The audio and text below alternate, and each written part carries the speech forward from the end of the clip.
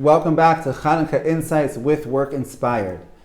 So we're all familiar with the different decrees, the 𝗧𝗟𝗧 that the Greeks instituted upon the Jewish people at the time of Chanuka, Shabbos, Rosh Chodesh, Mila.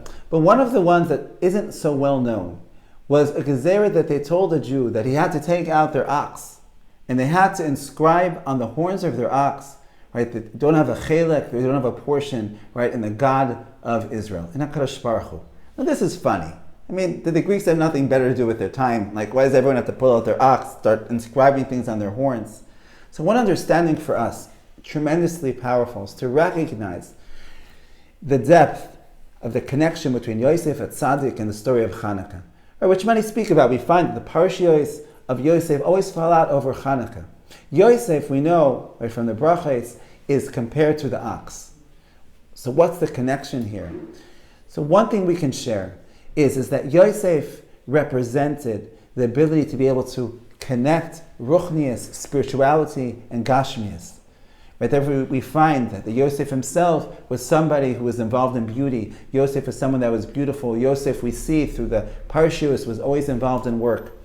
This is something that the Greeks had a big issue with. To say that there's gashmius, there's physicality, okay, that there's ruchnius, there's spirituality, but what they recognized, and this is what they wanted to accomplish when they said to write this on the horn, which represented Yosef, is to say we cannot accept that there's a reality of being involved with this conversion of these two worlds.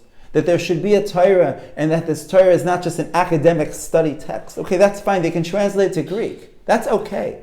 But to say that when we're involved in Torah, that the Torah Kedosha that we're learning is infusing Gashmias, and that we should be involved in mitzvahs like Mila and Shabbos, in which we're integrating both the physical and the spiritual, that's something which went against the whole entire worldview of the Greeks, and that's the reason why they gave that 𝗧𝗟𝗧. And a walk away for us, as we light the candle, is that sometimes people can see that part of their life of work, the part of their life of money, as being dark.